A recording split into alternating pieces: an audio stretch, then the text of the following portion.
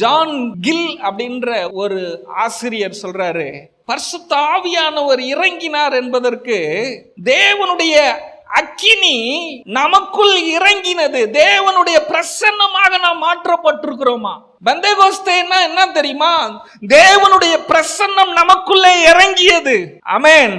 தேவனுடைய அக்கினியாக அது நமக்குள் இறங்கினபடினாலே நாம் தேவனுடைய பிரசன்னமாக இருக்கிறோம். இன்னைக்கு கிறிஸ்தவங்க ஜெபம் பண்றாங்க, இயேசப்பா உங்க பிரசன்னத்தை தாரும், ஆண்டவரே உங்க பிரசன்னத்தை ஊற்றும், உங்க பிரசன்னம் இறங்கி வரணும் என்று நாம் சொல்றோமே.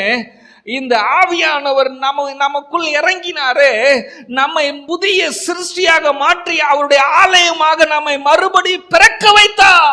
நாம் உம்முடைய பிரசன்னத்தை எனக்கு தாரும் என்று கேட்க அல்ல, நம்மை ஏற்கனவே பிஃபோர் தேவ பிரசன்னமாகவே உன்னை மாற்றி விட்டார். உன் பேர் என்ன தெரியுமா?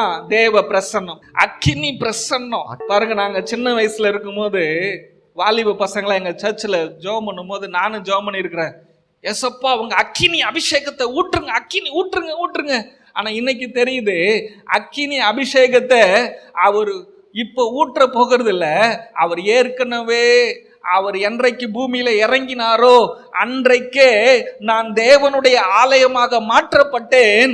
நானே, என் சரீரமே, என் ஆவியே, என் ஆத்துமாவே, என்னுடைய ஒவ்வொரு அவயங்களும் தேவனுடைய அக்கினி பிரசன்னமாக இருக்கிறது.